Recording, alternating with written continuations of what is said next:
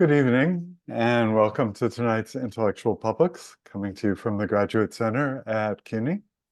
My name is Ken Whisker, and I direct the program along with Chelsea Largent, who's defending her PhD on radical feminists this very week, so send the vibes, and the assistance of Stephanie Gayet.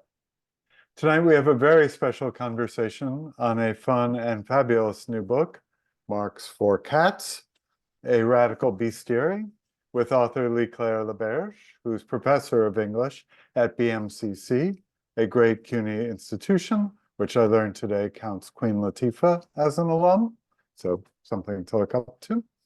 Leigh is also the author of the influential Wages Against Artwork, Decommodified Labor and the Claims of Socially Engaged Art, also published by Duke University Press, and of Scandal and Abstraction, published by Oxford, and co-editor with Alison Schunkweiler of Reading Capitalist Realism from Iowa.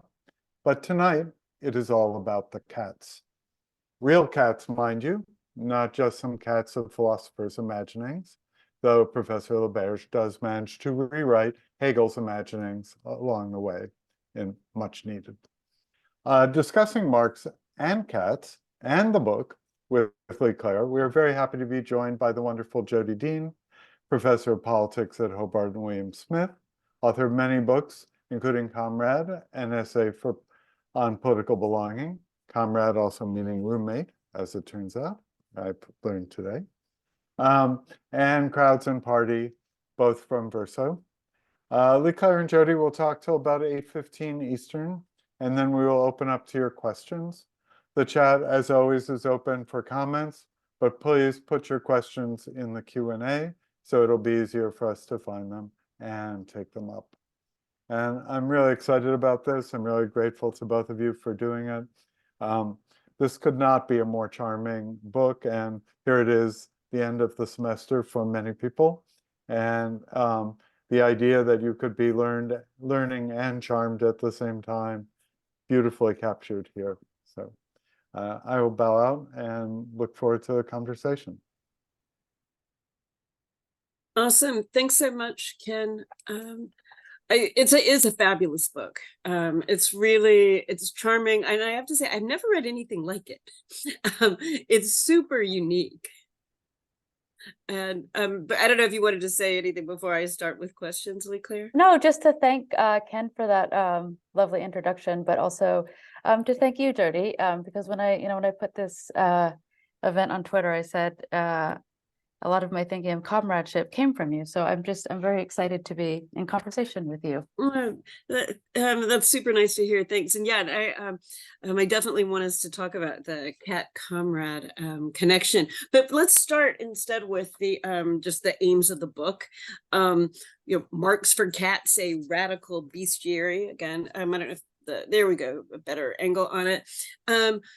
If I'm right, if I recall correctly, the bestiary is a medieval form, I think you explain. And so why a medieval form in 2023? And also why cats? So why are we looking at cats, or why are you looking at cats? And I mean, of course, a lot of people want to look at cats, and so there's an appeal there, but also why in the form of the bestiary? Yeah, thank you. Well, as I found out doing this research, people have wanted to look at cats for thousands of years. And the great Frederick Jameson order to always historicize. I mean, I think that cats might be our most historical / ahistorical companion mammal. But why cats? Why the bestiary? Why Marx? I think the book has it has a different genesis than my other academic books. I think we can talk about also what it means to call this an academic book, and what ways it is, and what ways it almost satirizes an academic book. But I, as a result of my last book, Wages Against Artwork, I got asked to speak in a lot of artist space, a lot of artist communities. And people are very interested, artists, in these kinds of terms and definitions that come from critical theory and Marxism in particular. But they don't always have the best sight to be introduced to those terms and to understand those terms in their indigenous theoretical setting. And so some artists that I'm friends with said, well, what if you made a series of videos in which you explain these terms, but did it to cats, because everyone likes watching cats. And so we did this, and the videos were a quite popular pedagogical tool and were really fun. And a publisher approached me, an art publisher, and asked if this could be a book. And I just laughed. I had no sense that it could be a book. But I said I would take a few days to think about it. And, as a result of some work that I had done on 19th century banking in the US, for example, that's, called wildcat banking, or 20th century labor, you can think of wildcat strikes. I knew there was a sort of feline terminology lurking in certain discussions of economics and capitalism. And I started to explore this history and try to think about the fact that one of the things that people enjoy so much about cats, whether it's big cats like, Tiger King, or small cats like our domestic cats, is the visuality, the pleasure of looking at them. And the bestiary form is a form that has absolutely incredible images. It's an illustrated medieval religious text that sort of presents truths about the God-made world in allegorical form as delivered through animals. So I became very attached to that form, but there's an obvious sort of asynchronicity to it because it's medieval. I mean, it's quite literally medieval. And so I knew that I wanted to use visuality in this book. I mean, I knew that texts that tell sort of sweeping historical stories, something like Klaus Teweleit's Male Fantasies, which I cite in the introduction, something even like Sylvia Federici's Caliban and the Witch. I think the use of the imagistic is so powerful there. But I needed to find a way to make it modern. So what I tried to do is take the bestiary, have somewhat of a fidelity to its images and really the magnificence of those images. I mean, bestiaries were often printed in gold and, maintained and held by the church. So I tried to combine it in the book with the longue durée, which is the long history that comes out of, 1950s and 60s modernization theory and sort of French historical discourse, and use these two Marxist forms, on the one hand, thinking about the long elapse of time, and on the other hand, thinking about the role that animals play in presenting and producing and allegorizing different forms of knowledge, particularly economic knowledge, and find a way to put those together. And then the cat, I mean, this is a sort of ultimate aesthetic moment. Like, I just love them. I love looking at them. I wanted to have fun. I wanted this book to be fun. I think cats are fun.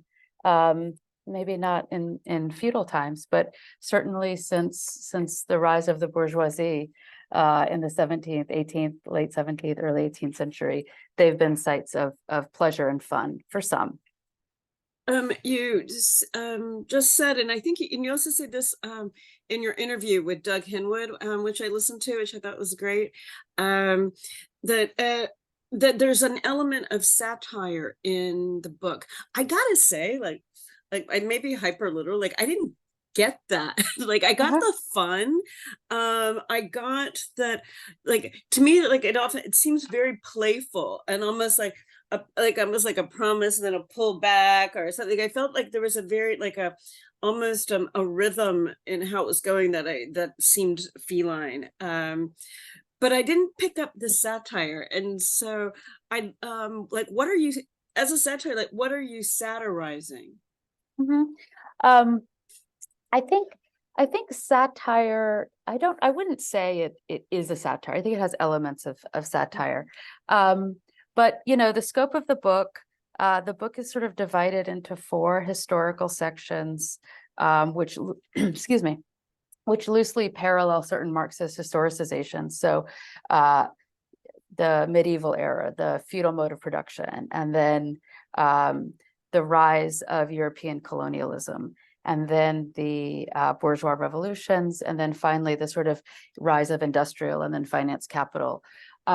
This periodization, this historical sweep, the book really goes from the 9th century Common Era to like the election of Donald Trump the first time, so 2016, and it has a sort of sense. I mean, there's playfulness, as you say, but it has a sense of what I think of as a sort of male Marxist mastery. So I'm thinking of texts like Perry Anderson, Lineages of the Absolutist State, or Passages from Antiquity to Feudalism, or Giovanni Arrighi's The Long 20th Century, Money, Property, and the Origins of Our Time, 13th century to the long 20th century. So I think this kind of writing that that invites and that presents as a form of authorial voice and presence along historical narrative as its sweep is very indicative of a certain kind of history and historiography that we really don't see anymore. I mean, when David Graeber published his Debt, the First 5,000 Years, not that he's a Marxist, but still he published it in 2011. And I thought, like, is this a joke? I mean, what is it with this sweep? What do we get from this sense of duration? And, you know, the subjects of histories like that are usually money, war, statecraft, or forms of authority. What does it mean to say, we're going to get that history, but the cat is going to be the subject of the history? Like, is that, and if the cat can be the subject, then what does it say about the replaceability of that subject in that sort of mode of historical telos and historical genealogy? So in a certain way, I think that this book plays at satirizing a kind of historical production, but it does so, and I think the sense that the best satires do, with a real fidelity and appreciation of the object. Obviously, I couldn't write a book like that had I not read and appreciated many of them. And then I think the final satirical element is, and this, maybe satire isn't the right word, but an engagement with the satirical element, is that, you know, Marxists really don't have a good record on animals. I think we could even expand that. I mean, it's changing now to say the environment or natural histories, but certainly animals, and certainly in animal studies, there's, I think, a real tension between the sort of depoliticized tenor of much animal studies work that's motivated by post-structuralism, and the highly politicized and highly even revolutionarily oriented work of Marxism. And so I think that I had a sense of saying, you know, many Marxists are going to take this book as a joke, so let's present it as a joke. Like, let's call it a joke, except for it's a joke that, as the more I began to write, became a little bit more real and a little bit less of a joke. So I think there's even a transition in the sense of the writing of the book itself. Which is again somewhat of me trying to anticipate and play with how a book like this might be received. Yeah, this makes me think like two things. Like, one is, I think the book is a really important contribution to animal studies, right? Like, to say that this kind of separation of animal studies and Marxism is ridiculous, and of course that does require also illuminating stuff that Marxists haven't paid attention to. So I think that's one of the important contributions. But on the satirical, playful stuff, hearing you talk is just like, oh, basically the satire is of Marx bros, right? Saying like, I'm going to out bro you, baby. We're here with, I'm going to give a whole lingerie, but with a cat. So there we go. There is a little of that. Yes, there is a little of that. That's part of the pleasure. Yeah. No, that's super fun. That's super fun. Let's talk a little bit about, I want to get into the sort of nitty gritty, but before really going into dialectics and all this good stuff, I wanted to ask a little bit about the timeline part. So like as you already mentioned, it's long, right? Beginning in the feudal period and with Charlemagne.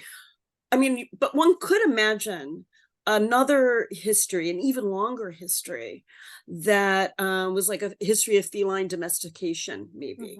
And I think that, I mean, and I was wondering about, like, okay, why? I mean, I know with the Marx parallel, yeah, for sure, you know, you want to start with the feudal period, but what, you know, what would it have meant to start earlier? And I thought, well, maybe one of the problems that could risk obscuring lions and tigers, but maybe it could be dialectically interesting, though, to think about like a longer durée where like the sort of not interbreeding, that's not quite right, of humans and cats, but the interrelationship and the kind of like, we wouldn't be the people we are without cats. It could be like cats domesticated us, or we could imagine cats as kind of like having a leading role in an interspecies alliance, because like for the formations of agriculture and the possibilities of maritime trade. Like I looked at Wikipedia on this before this to get a little like cat history knowledge to bring into the conversation. But anyway, so one of the things I'm wondering about is thinking about an even longer durée. And would you think that would be useful, or would it just be, you know, I mean, you can't do everything in one book, but, you know, just interested in your thoughts on that kind of version. No, I mean, I think the book has two real sort of sites of like its boundedness that reflects the boundedness of its author. The first is the feudal dating, which, as you correctly point out, is, you know, Marx's great line is that capitalism, the hidden history of capitalism begins in feudalism. So there's a sort of dialectical reason for that, but then there's also just a generic reason for that in terms of producing a Marxist text. I think so. There's that boundedness of the book that I really did not have. I mean, I really didn't have the historical knowledge to dig through the feudal period, but I have enough awareness of how to get that knowledge. But going into the ancient period, it's sort of otherworldly for me. But I think that is one real limit of the text. I think the other real limit of the text is its Euro-American canonical perspective. I mean, that's another limit of the text. All of these animals, not all of them, but many of them, certainly in the feudal era, certainly up through the Renaissance, are imported to Europe as imperial bounty. I mean, these are Southeast Asian creatures. These are African creatures. These are not, you know, these are creatures of a European imagination as a result of both trade, but also spoils of war and forms of statecraft. So I think there should be, I think it would be absolutely rich and absolutely called for somebody else to take this text or this idea and do a South Asian or a global South Marx for cats that would engage a whole different suite of Marxists.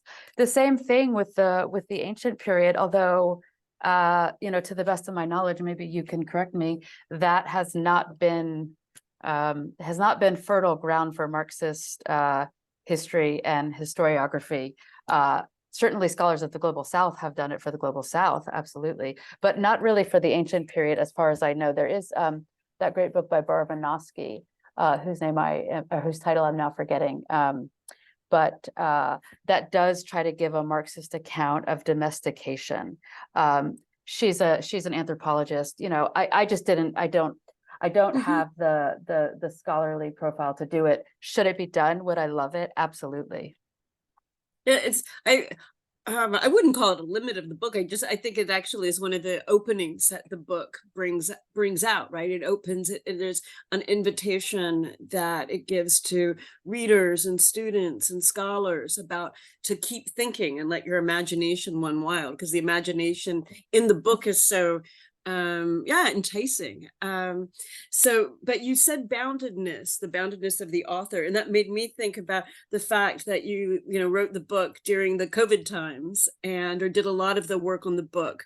And so do you think that had like effect on it. I gotta tell you, I started thinking because you mentioned this in the intro, and in the conclusion, I think that it was that you do this, and it made me think a little bit about, like, of course, about the cat part, and is there some way that this kind of, like, the resonance that the book picks up with cats is, there's a COVID part in that there was a kind of forcible domestication, or being forced to stay inside, even as some people had to survive by going out to work. It's almost like you could see, like, the kind of split between domesticated and, I mean, the language now will be like wildcats or feral cats, but non-domesticated are those who have to survive on their own, right? Those who don't have human support. So I was wondering if how maybe it's not if the COVID time affected it, but how did the COVID time affect your thinking and reflecting and your work in the book? I think I think it's interesting. I think that I just read a book last week. I forget the title, but which said this is a COVID book. So I think we're going to start seeing a sort of a COVID genre, or new sort of a wave of post-COVID publishing. But this, I think there's something a little bit, you're using very kind terms like playful, or I think Ken said delightful, you said delightful. But there's also something, I think, a little bit crazy about, like, the book. And I don't mean that in a pejorative, way. But so there's something about being trapped at home, and then, all of this sort of social anxiety being mediated through the internet that's then populated with cats. I mean, that scene is absolutely there. The other way in which the pandemic and the sort of being limbed by the pandemic affected the book is in what archives I could access, because I couldn't access any archives. I mean, the only thing I could access was what had been digitized. So when you said, why the bestiary, these libraries like Oxford, Trinity, Cambridge, there have been such wonderful digitizations of medieval texts in the last, like, 5 years. And this was such a bounty for me. And at a certain point, if one really pushed and said, why this source, why the construction of this chapter, why these particular examples, it's like, that's what I could access digitally in this moment of being able to access so little. And so I think there's a kind of, I think there's a kind of randomness about the book that the more you read maybe gets less random as the reader comes to see, okay, there is a pattern here. We are moving in a particular historical direction. But there was absolutely a randomness. I mean, as there is with all books, but there was absolutely a randomness of, what do I have access to in this certain way, in this moment, that I can use to construct this narrative. And particularly in the chapters, the medieval chapters, there was a sort of COVID randomness to the entire project, which, I don't even know if we have to assign a value judgment to, because here it is, but it certainly did have an effect. Yeah. So who's the book for?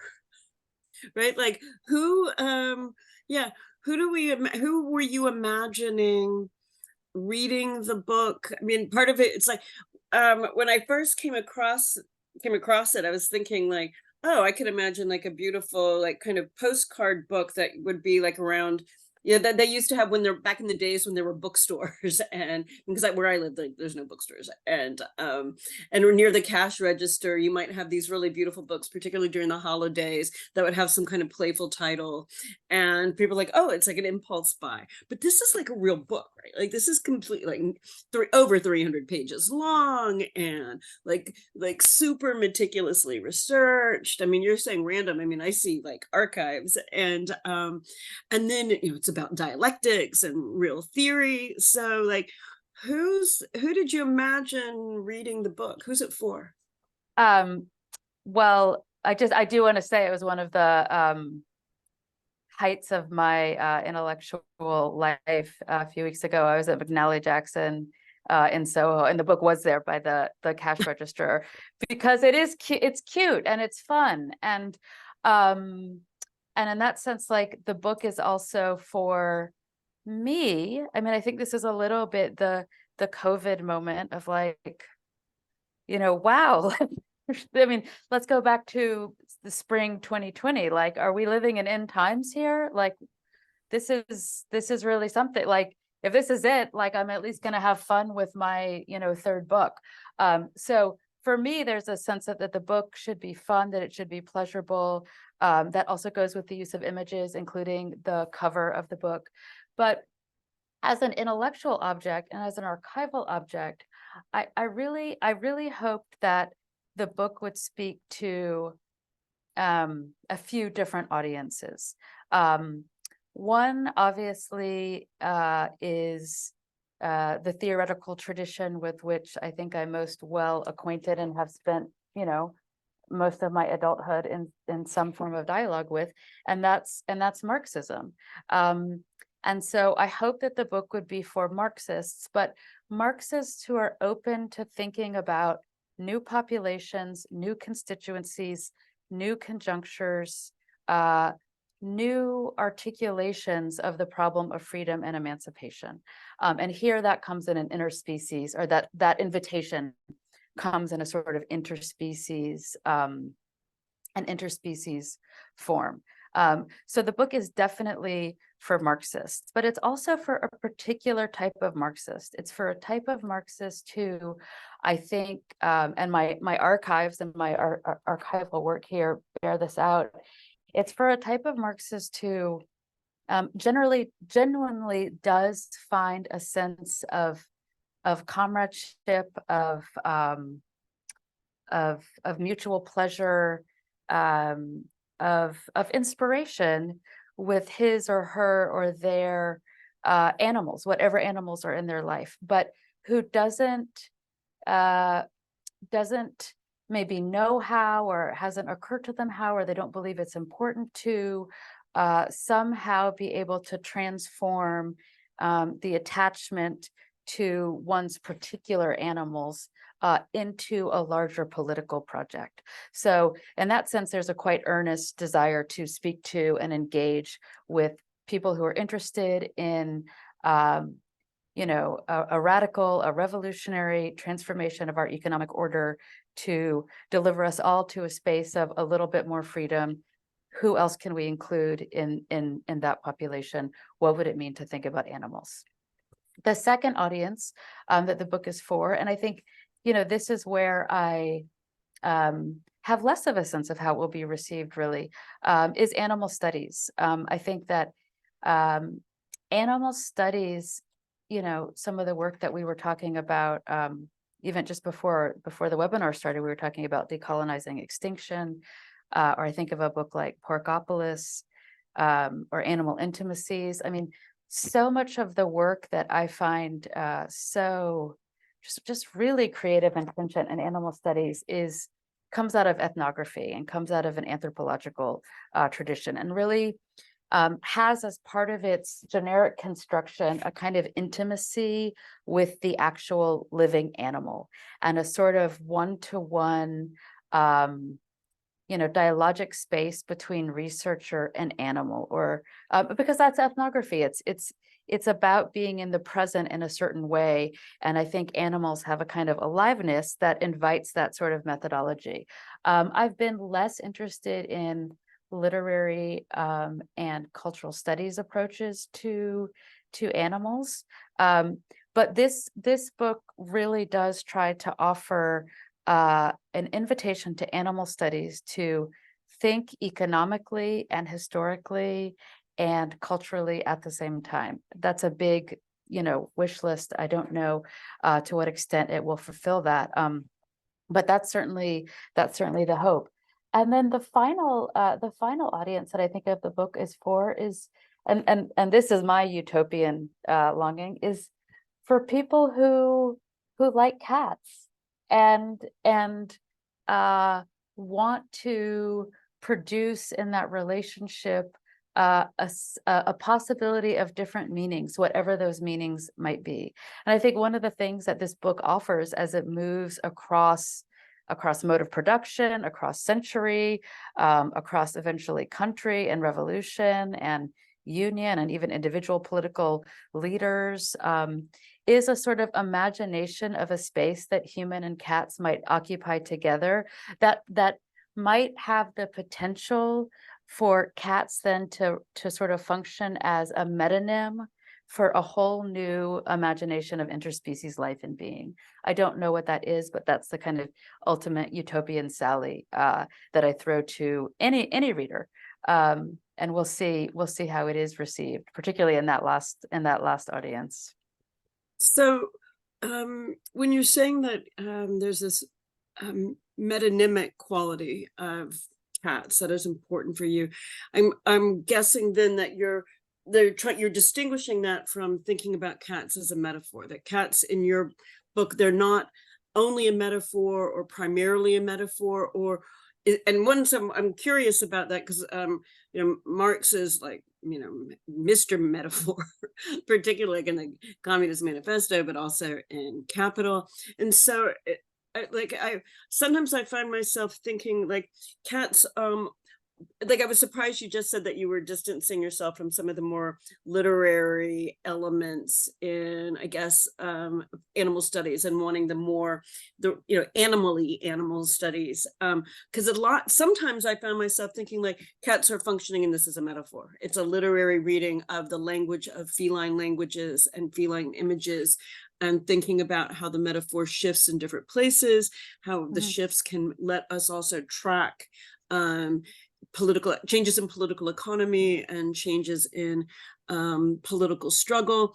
And so I kept finding myself, so is it a metaphor? Is it an access point? Is it like a lens? Or maybe even like I know your archive is not like psychoanalysis is not a big thing, but I started thinking about, it's actually the like a Lacanian objet petit a in a way. Like cats are this sort of otherness, that they're always part of us. We can't, but like they're designating this thing, and so you can't ever say it's really just about people. And so it's not literary and metaphorical that way. It's about this otherness that is kind of inescapable, and that the cat lets us somehow track that in a class way, in a broader way than simply a kind of a more sort of individualized version. So anyway, I would like to maybe hear you talk a little more about the cat as or as not metaphor. Yeah, I mean, there's this great sort of, it's almost taken as, if you want to be psychoanalytic about it, the primal scene of animal studies. I don't know if you know this Derrida article. It became a book. It's called "The Animal, Therefore That I Am," the parentheses with more to follow, where he recounts. I guess he's getting out of the shower or getting out of his bathrobe, but he recounts being naked and having a cat observe him naked, and they have this sort of potentially intersubjective moment around his nudity. And he says, this is Derrida writing now. He says, "I just want to make this clear. This was my actual cat. I'm standing here, I'm naked, the cat is looking at me." And he says, let's see if I get the language exactly right, but he says, "It's an actual cat. It is not a metaphor for all cats. I am not talking about all cats who have ever walked the earth, who might somehow be smuggled in with this particular cat for this discussion." And so in a certain way, I think it is correct to say that in many times in the book, the cat does function in a metaphorical way. Now, I think the book as a whole, I hope it doesn't stop at metaphor. I hope it does become a metonym for a larger interspecies problematic, and for an invitation to a larger interspecies politics. But then finally, in my own rejoinder to Derrida, who I can't stomach in many ways, and particularly in animal studies and the uses of him and his work in animal studies, and that was sort of me distancing from the literary and the literary traditions of animal studies that I think continue to be motivated by that. But as I propose in the book's introduction, I say, you know, you're right. I mean, you are right that Marx uses a lot of metaphors, but one of his topos that I find so engaging is the concrete and the abstract, and how these two terms are not opposite and are not even necessarily prior to one or the other, but are always in a sense of dialectical tension and interplay, right? And the concrete and the abstract develop together, develop in tension, motivate each other. And so in the book, I try to use cats, you know, less as metaphor, and this is my own sort of approach as an author here, and more in terms of thinking about something like an abstract cat, which would have more metaphorical qualities, and a concrete cat. And in certain moments in the book, the cat is absolutely a concrete cat. I mean, the violence enacted against domestic cats, you know, beginning in the 12th century Common Era and really going up until the 19th century. I mean, there was an absolute authoritarian politics enacted against and on the bodies of concrete cats. And they carried many, many meanings, but there was something very important about the concreteness of the cat. At the same time, the project as the whole, as it moves century over century over century over century, I think does ask the reader, how do all of these different concrete instantiations of cats produce something which we can now recognize as a consistent object, almost a concept that that obtains for centuries in somewhat of a consistent fashion, particularly as it relates to economy, particularly as it relates to forms of authority, whether that be church authority, state authority, or economic authority. And then just a final note, I don't often write about psychoanalysis, but I think the idea of the cat as a sort of a quilting point or an objet petit a, as it structures this book, a sort of vanishing mediator is actually, it's kind of amazing. And I had not thought about that before. So, I mean, I thank you for that. I think that's actually quite wonderful. Oh, cool. Thanks. Good.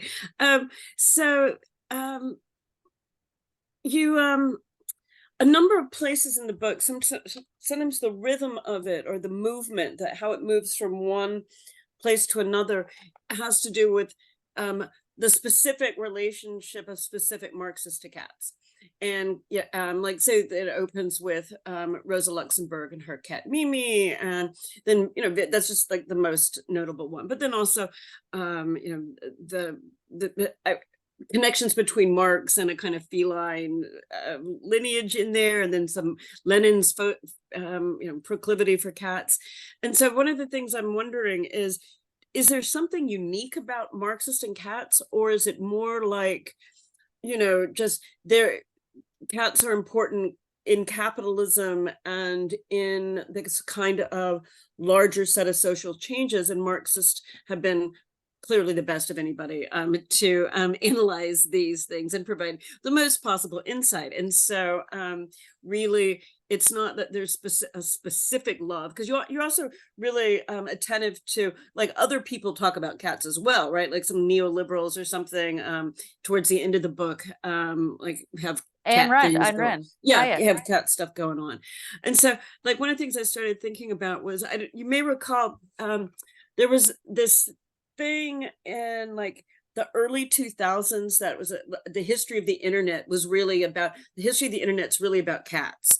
And it's like the internet is just a tool for sharing pictures and then videos of cats. And then I think following that, though I may be getting my media history wrong, folks started pointing out, like, actually many media, when they're first created, actually have like early photos, like there's cats. And Mhm. then I started wondering if like, so maybe it's not like Lenin and cats, it's more like Lenin posing for a selfie, and it's or like, oh hey, you got a camera here, let me get a cat, Mhm. or I'm holding a cat, get my picture, right? Like it's Mhm. more like a participation in a cultural form that could be anything. But I think so the kind of question has to do with the specificity of Marxism and cats on both sides. Does that make sense? No, it totally does. I do just want to though second and agree with you that new media in whatever the era, whether it's photography or the printing press or the first sort of industrially produced adhesive, what we call stickers today, but adhesive images that would appear in urban space. Yeah, cats are disproportionately represented there. Film, also, if anybody knows Nicole Shukin's wonderful book, Animal Capital, doesn't necessarily get into cats, but the animal histories are so incredible. And then, some of that film does get shot of cats. So I think there's I hear two parts of your question. One is, are cats a sort of just generalizable object of human sociality, particularly visuality? And then Marxists are humans, so Right. they participate as well. Or is there a particular relationship? The other way I've been asked this question is, could you do this? I think it's related to your question. You can inform me if I'm wrong, but could you do a Marx for dogs? Could you do a Marx for horses? Could you do a Marx for in the feudal era? Could you do Marx for rabbits or frogs, which were also known to be witches' familiars and appeared alongside cats? To answer the first question, this is the sort of, I think this gets back to the Jameson injunction, the always historicize. Like that's the only trans-historical maxim, always historicize. But it's a tricky position for a humanist to be in, to start claiming a universality, particularly universality of cats in preponderance in human cultural representations. So I have seen that claimed. I have seen that cited, that cats are among the most represented animals in human cultural history, whether you start in the 9th century like I do, or in Egypt, in ancient Egypt, or you even go back further.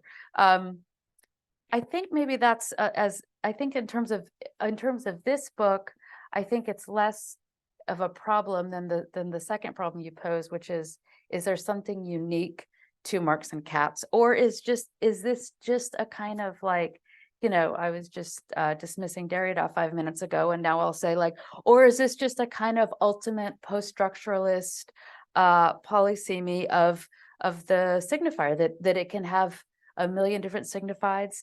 What's the link between randomness and fixity in the production of historical meaning? And the comment that you made that Marx's own family genealogy traces to a cat, I'll explain what that is. But when I found that, I was like, have I gone crazy? Like, has the world gone crazy, or have I gone crazy? But Marx is, of course, his family, his paternal family, were Ashkenazi Jews. They hailed from present-day Germany, what was then known as the Rhineland, and they're from a town called Katzenellenbogen, that any German speakers will know means cat's elbow. And when they were forced to flee that town in the late 15th century, during the not the Inquisition, but one of many Inquisitions, when they fled the town, they went to Venice and to Padua, Italy, and they took their locale, Katzenellenbogen, as their last name. So they became the Katzenellenbogens. And in the Jewish cemetery today in Padua, just right next to Venice, the Katz and Ellen Bogan family grave is marked with a small domestic cat. And I include these pictures in my book, that there is quite literally this absurdly feline genealogy of Marx. What does that tell us anything? I don't know. And this is part, I think, where the book shifts into a sort of more playful and post-structural and conjectural moment. Like, how many examples of randomness does one have to give before the randomness becomes a little bit less random? This book has a lot of them, and tries to play with the distinction between randomness and fixity in the process of producing a politics and the knowledge that would shape and change a politics. And then here, that politics would be a politics of some kind of interspecies comradeship or collaboration, at which point the randomness would then seemingly be a little bit less random, So it's a long and winding answer to the question, but I do include a picture in the book of Marx's family grave with the diminutive crouching cat. Proust also is actually from that family line.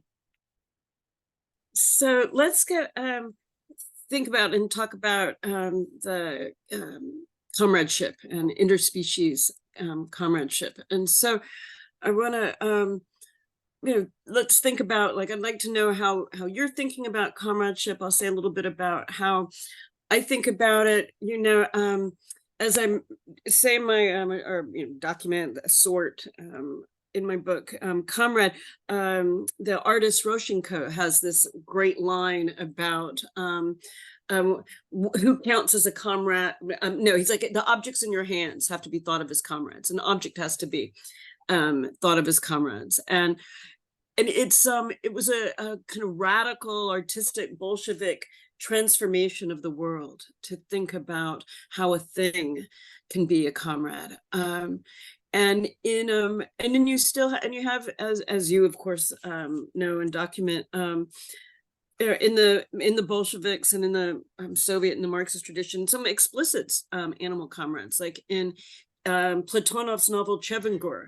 There's a horse named Rosa Luxemburg that is someone's comrade. Not, I don't recall a cat there, but for me, one of the things that's interesting about the reflection and trying to think about interspecies comrades or cats as comrades is actually, I want to link it to Platonov and Chevengor, because he has this notion of where I use the term, like I get it from Zizek, but a zero level of comradeship. He's got a point where people have nothing left but their comrades, and it's and he says that there's a line something like, a comrade is the one who will wipe the flies off your back, right, when everything else is gone.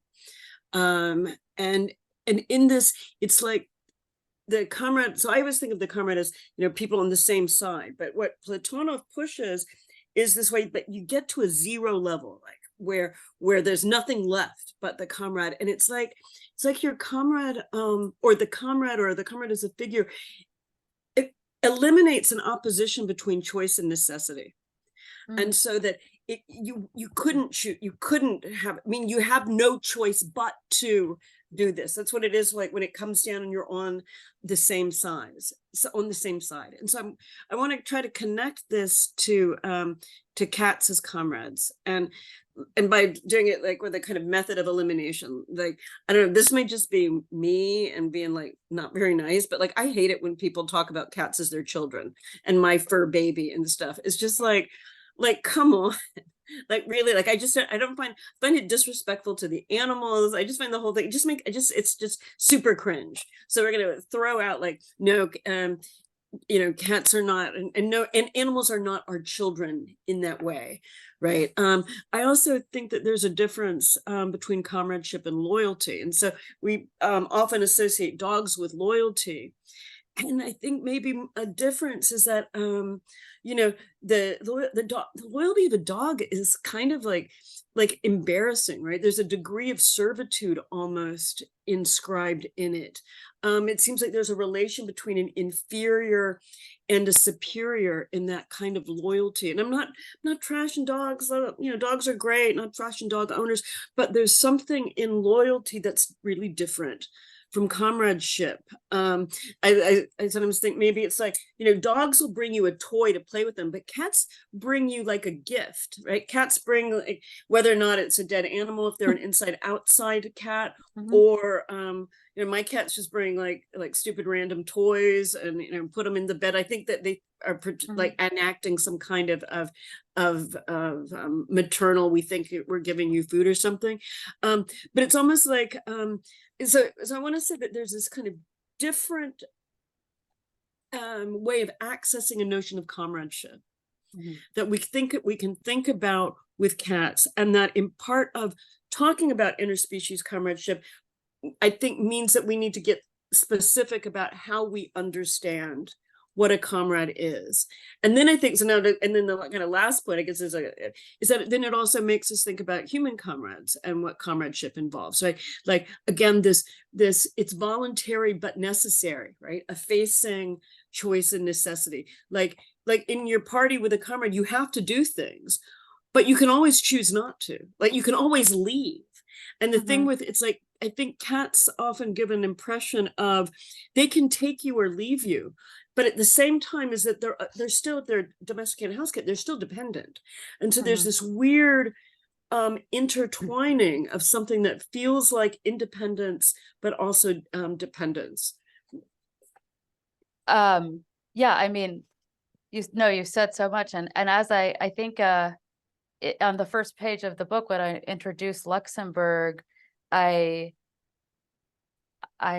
cite you and the roommate, right? I mean, the comrade, right? But also I use your language. I think it's later in the book, I forget where, it might be the conclusion, where I think your term is comrade also carries with it it's a utopian longing. It's a hope, right? That by calling somebody a comrade, it's not just a here and now, but it's there's a tomorrow too, right? Or there's a somehow an implied community that even the term itself begins to instantiate. And I think that there's an individual approach to that, and that this would be the sort of example of Rosa Luxemburg, and then there's a more sort of structural approach to that, and this would be the example of Angela Davis, who says that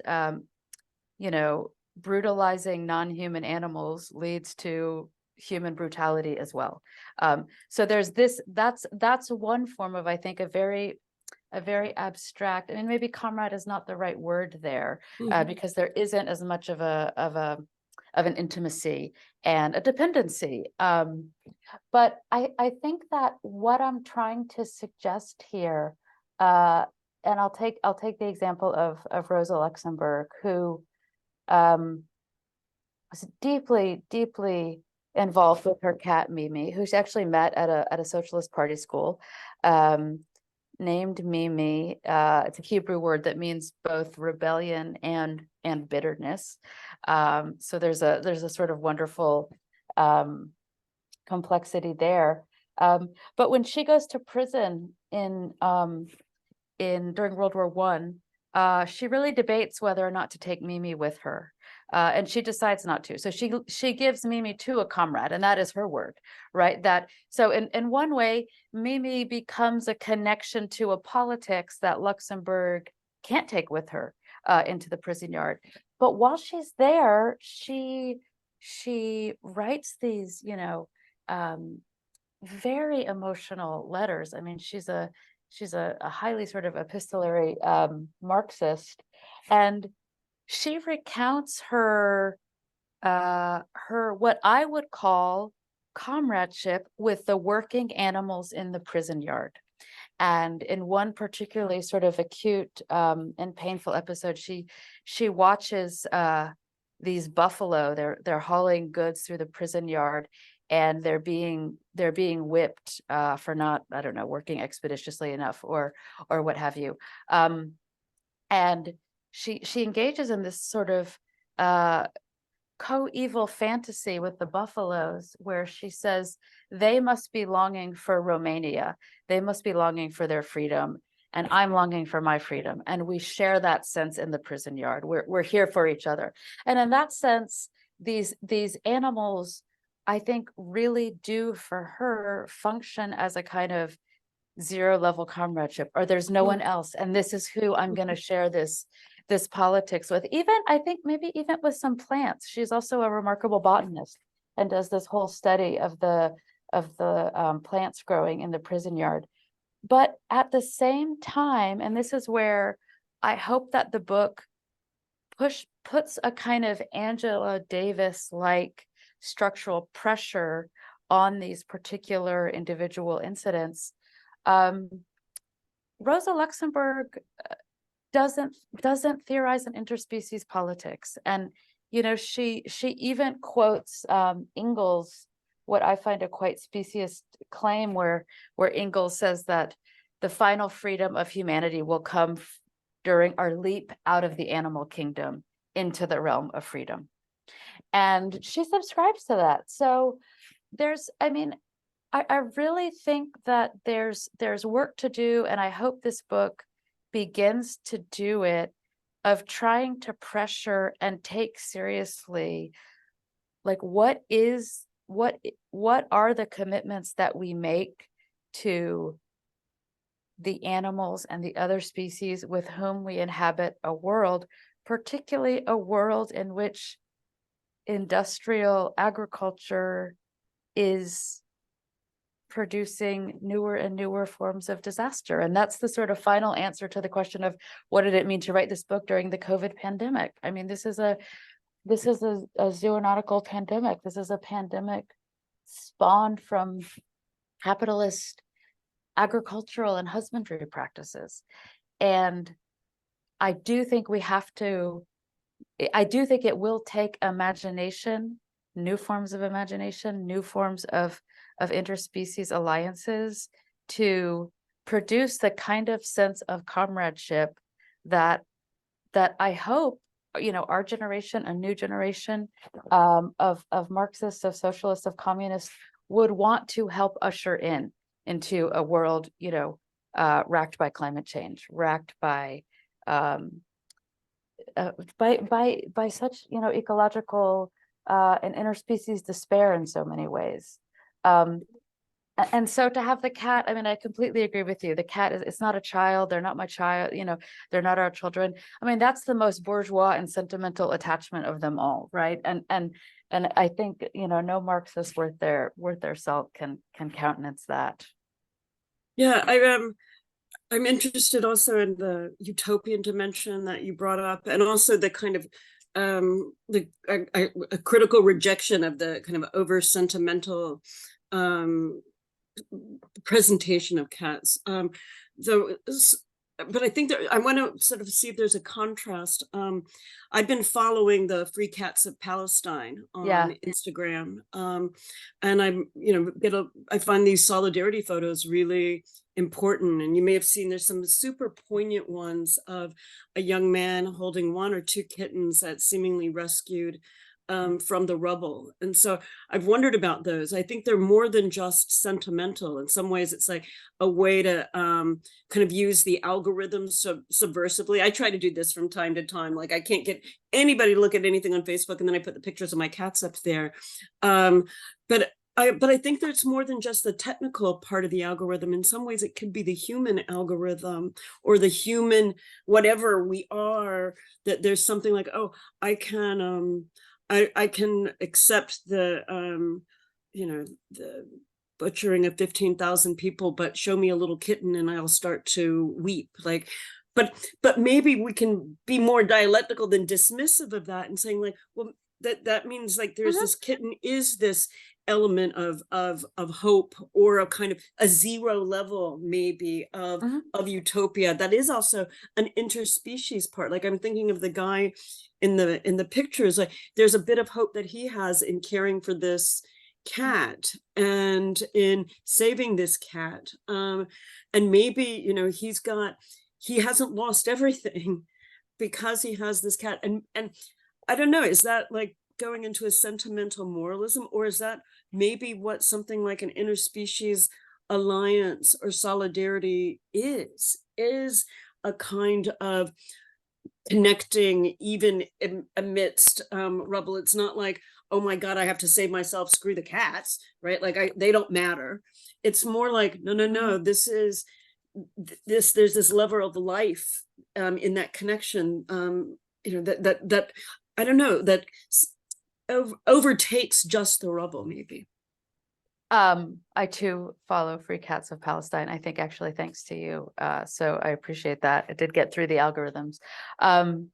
You know, it's funny because the history that the book covers, of course, includes the 19th century, mid 19th century, in which not only does the pet, as we start to sort of think of it today, become the kind of sentimental, emotional cathexis that it still is. I mean, I think that's really when the pet becomes what we can think of as a pet, becomes modern. But that's also when Marx starts writing, right? I mean, it starts writing his sort of more mature works as we know them today. And he could not stand these societies for the prevention of cruelty to animals, these anti-vivisection societies. I mean, he just thought it was bourgeois moralism after bourgeois moralism after bourgeois moralism. The same thing with the, save one street urchin while the rest of England is, the rest of English children are hauled off to the factory. So I do think that it's not that there's no place for bourgeois moralism or sentimentalism, but it's that it has to be harnessed to a structural politics, and there has to be a kind of refraction between the individual case and the larger class. And I think that children, animals, small animals, fuzzy ones in particular, I mean, they in a sense are pedagogical invitations to us as Marxists to both enjoy it and critique it, right, at the same time. I don't think that always happens, and I think part of the really speculative element of this book, and speculative in that it can only a true interspecies politics is not, it's not written in a book, it's made in a material world amongst beings and relationships, right? And so is Free Cats of Palestine part of imagining solidarity in this horrible moment? I hope so. I absolutely hope so. I mean, my God, like if that can be a site for more solidarity with animals, with people, with whomever, yes, like absolutely. But it's also, I think the book is, it tries to move between tragedy and farce, right? I mean, the sort of great Marxist send up of Hegel history appears twice, as it were. But for every smiling person and smiling small cat, there's the opposite, right? I mean, that's not a farcical moment. I think that's a bourgeois moment and a sentimental moment, and a utopian moment even, right? But how do we then keep in check the structural moment? And I think with animals in particular, we do have to account for industrial animal agriculture. And we asked, what is the comrade? But like, what is a pet? Like, what is that object? What is that relationship? And how does it participate in the same industrial, global industrial animal apparatus that so many of us, I hope all of us, find absolutely appalling and want to have nothing to do with? Yeah, so basically, the communists are going to come and take our pets. The communists are going to come and destroy my relationship. Here, I'm a communist. I don't want to bring in a communism that's going to say no cats for you. So it's a strange such a strange horizon of a Marxist dialectical relationship with cats that abolishes the relationships that people might have with animals, like the opportunities for care, for experience, for relating to other entities that they wouldn't ever. I find this is the part where like it may be speculative, but I'm really skeptical of that, and I think that one can be very critical of the kind of ridiculous pet economy and find something else. And so I was trying to think about this, like I go to a small island in Greece for a conference every year, and it seems like there's like communally owned cats, right? Like it's a small island, and then there's cats everywhere. But I gotta say, like, these cats do not look healthy, right? Like they meaning they're people who from the island who come out and they care for them, but these and so they're not pets, they're free. They've been on the island for a long time, so it's not like they came like from somebody bought them at a pet store and then let them loose. But I don't think that like a world that says, no pets, like it seems like it would be a world without cats. And that doesn't seem like, that seems like a kind of a flattening rather than enriching.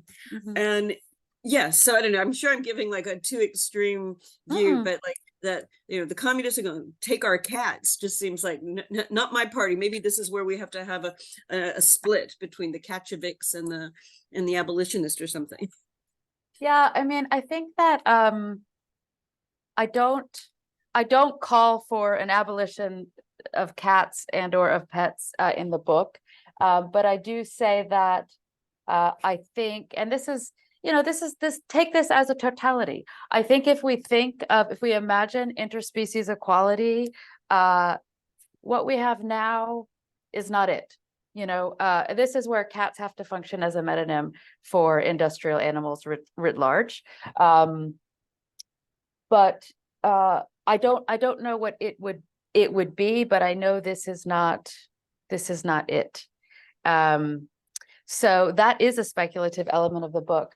In the conversation that maybe you're referring to, that Doug and I had on his podcast Behind the News, I was saying that one of the things that surprised me about writing this book, is I started writing this book because I too love cats. I mean, the book is dedicated to my cat and my son, who's named after a cat. So there's an absolute, feline embrace in this book. And of all of the things that one learns in a book and the way that one's mind changes and goes back and forth, if you had asked me when I had started writing this book, will this book in a certain way limit and intellectualize your relationship with animals, and distance you from pet ownership, I would not have said yes. Oh my God. Part of that is also just the pleasure of having one's mind change so radically. It's kind of an interesting experience, but yeah, it started pet ownership. I mean, even the term pet ownership, right? I mean, this has to be a problematic term for a Marxist, for a socialist, for a communist, in the same way that the family abolition people tried to make, the interior nuclear family space a problematic term to use in a radical politics. I think that the way I'm thinking of it is more sort of, what would it mean to enjoin pets to that site of a domestic space, including the domestic cat itself, that needs radical transformation to be more free for more people. Now, again, I don't know what that is, and I don't. There's not a prescription here, but there's more of a sort of utopian injunction to kind of reconsider. Yeah. And I think Kollontai is useful on this because not with pets, but where the problem of sexual relations between men and women is an ownership model of love. and that trying to get beyond an ownership model of love for the earth, for other people, and for animals seems really crucial and part of a utopian imaginary I think any communist should strive for. And so I appreciate that you do this in this book, and I expect we should open up for questions, since there's like a whole, it looks like a bunch of things in the chat. So yeah, so this is very cool, and I guess Ken comes in. Yeah. Thank you, Jodi. Thank you both so much. And, one thing I really love about the book is how storytelling it is. And the conversation here has almost been the kind of meta book of like the actual analysis level. And so I just want to start and ask you, Leclaire, like, of all the different like little stories, vignettes you discovered, what clings to you the most? What do you feel like is like the cat over your shoulder as you like think about the book? What comes to my mind right now is a direct result of what Jodi just said about this Soviet feminist Alexandra Kollontai, who was also the first female member of a government cabinet.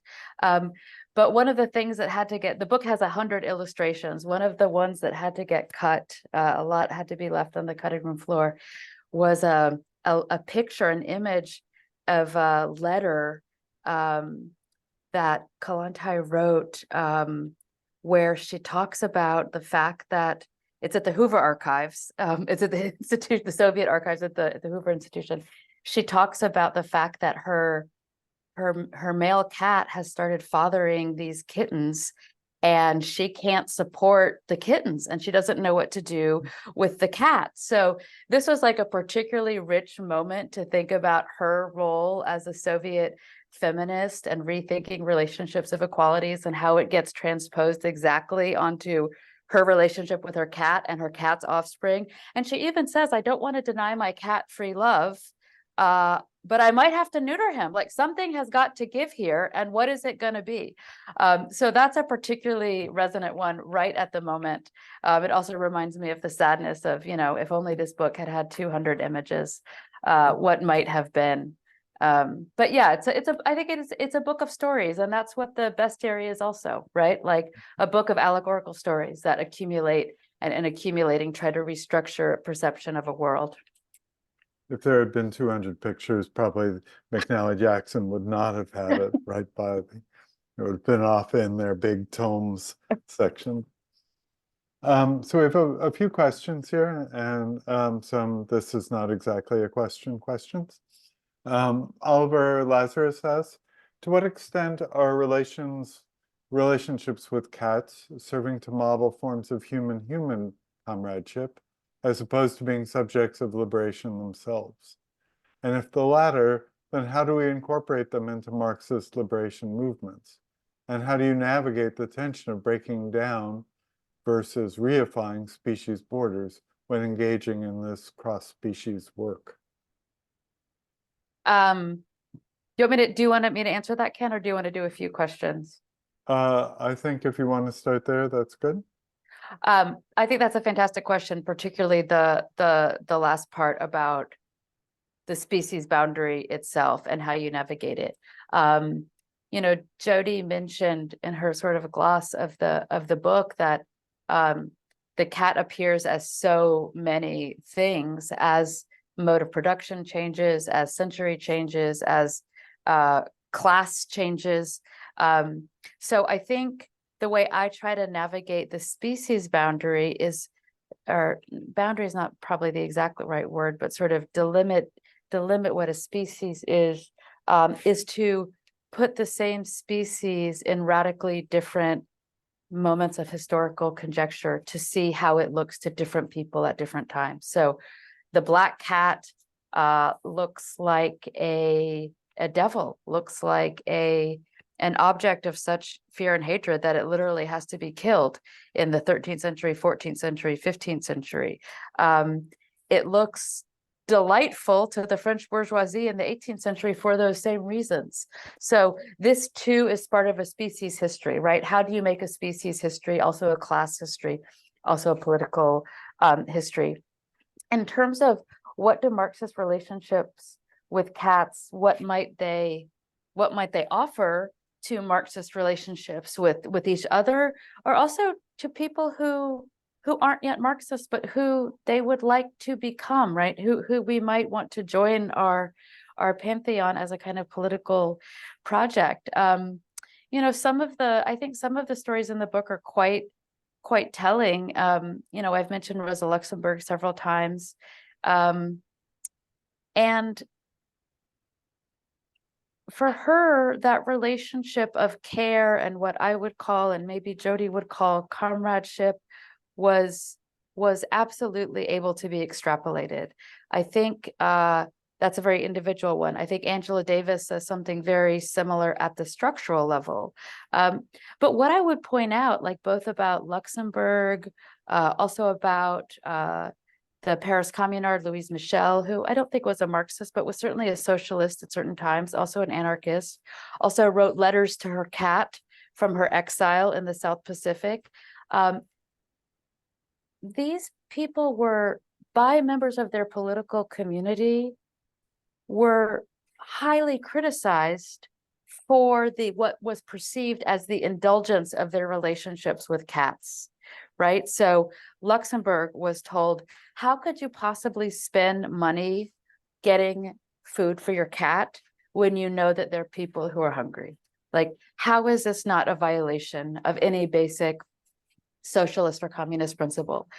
Louise Michel was told, how could you write letters to your cat when you know that your comrades here need to hear from you, when you know that that community needs to be maintained? So I would almost say to the answer to that question would be, it has to be a two-way street, right? In that Marxists who don't necessarily have a proclivity to cats or to animals have to have an openness to being treated in a similar way from their comrades who do have that relationship, right? It's not just what can we import from one scene to the next, but what will be received.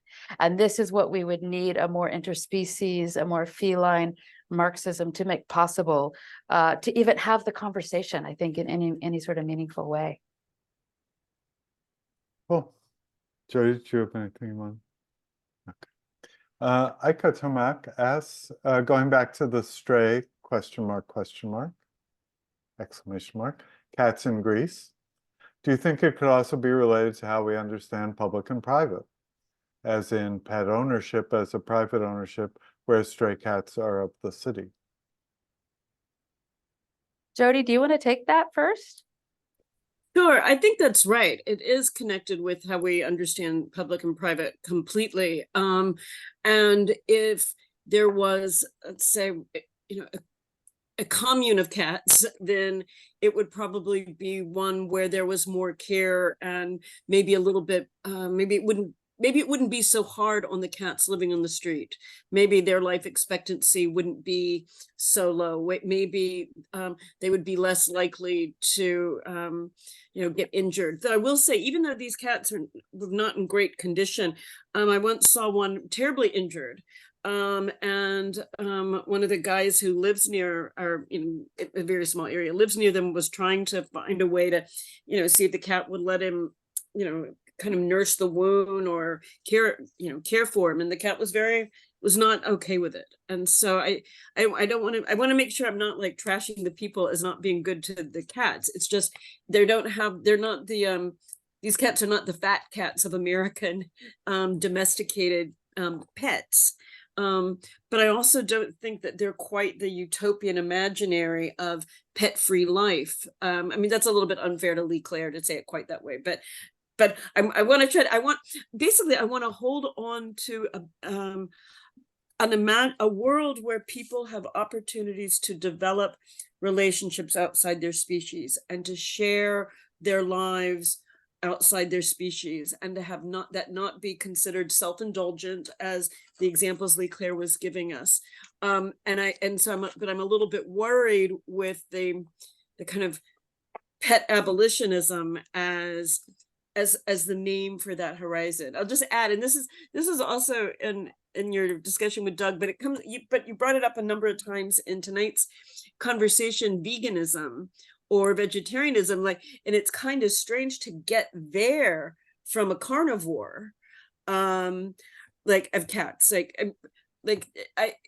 might we have differentiated relationship to animals, in part to different animals, and also recognize that lots of, the people in the world may need to have meat as part of their culture. And there's something kind of, I don't know, I get very skeptical about veganism as a prescription,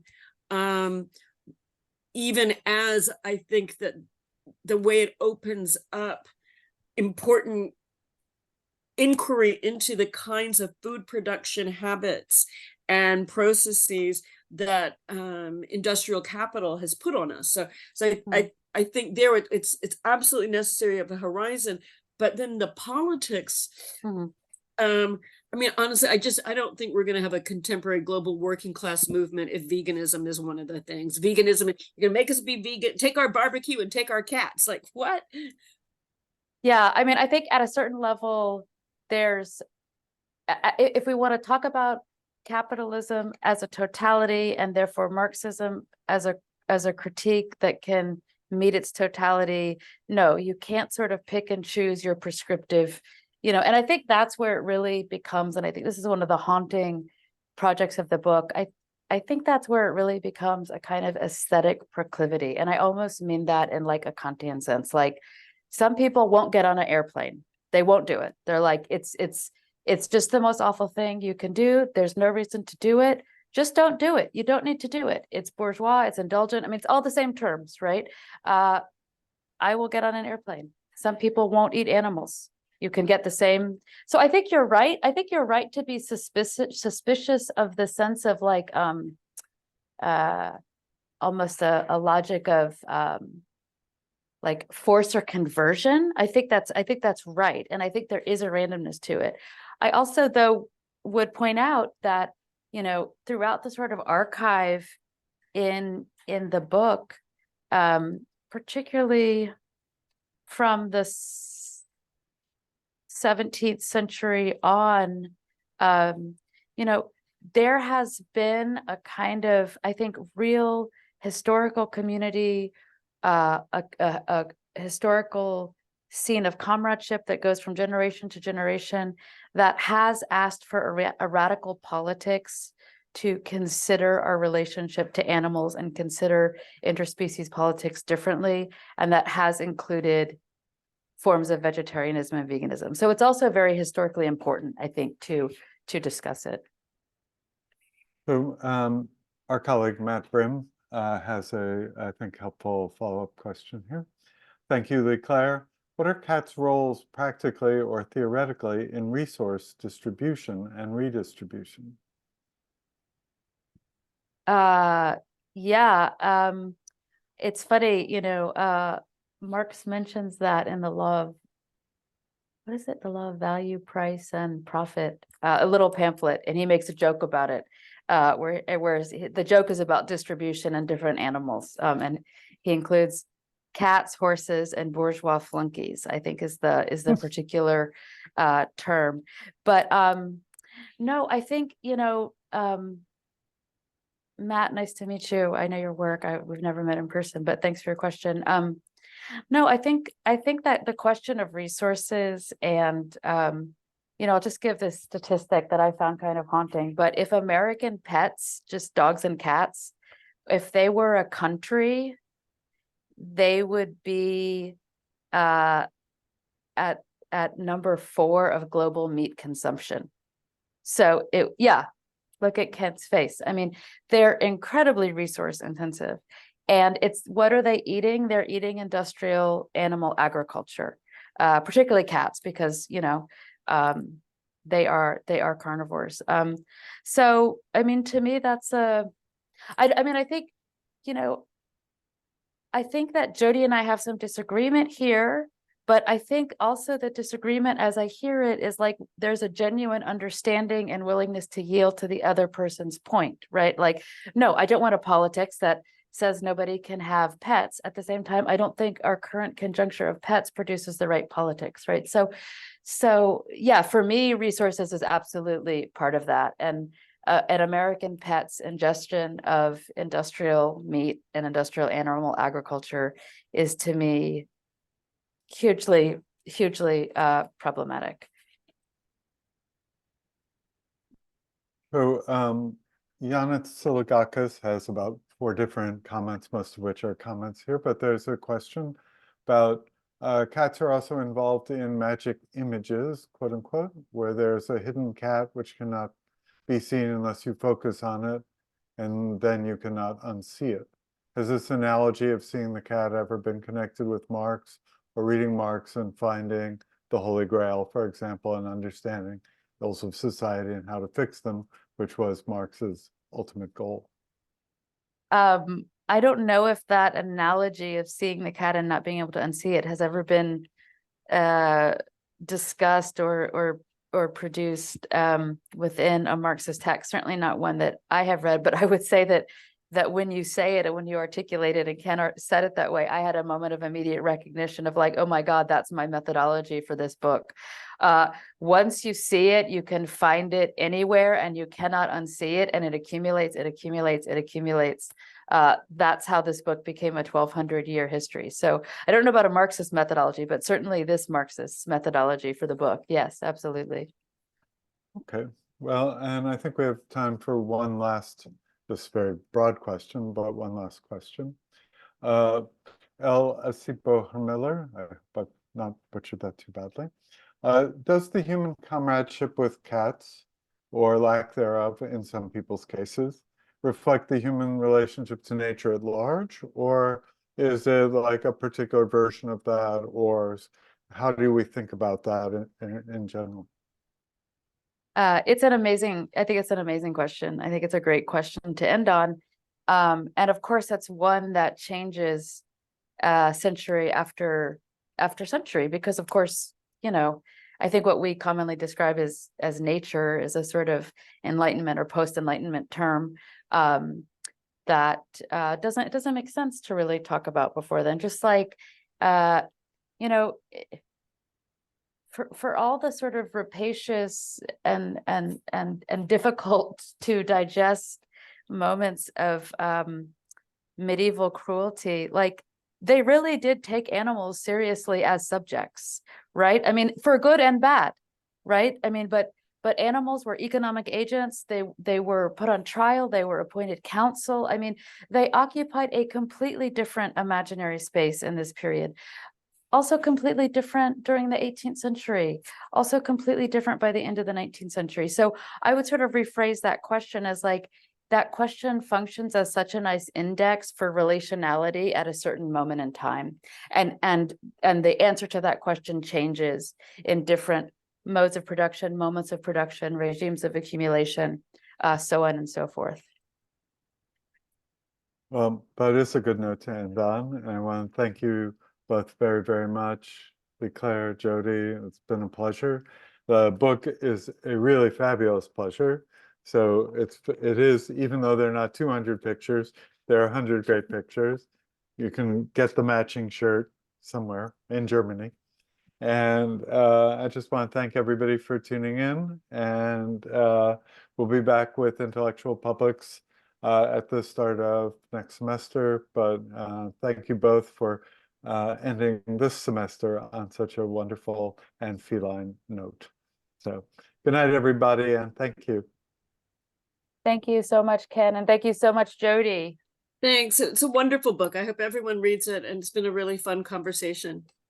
And Jodi, I'm up here. I'm in your neighborhood. I moved to Kingston. So oh my God, you're in Kingston? Oh, wow. We're neighbors now. I mean, that's cool. That's very cool to know. I was gonna did you email me in one version of our communications? Yeah. Because basically, well, I won't say this as if we're having a perfect conversation because people are still on. But okay. I want to send you a message. Okay, do it. Anyway, my offer to you is still good. I'm in the neighborhood. I'd love to do something. Okay. Thank you so much, Chelsea. Thank you so much, Jodi. Thank you, everyone. Thanks. Have a good night. Thanks. Thank you.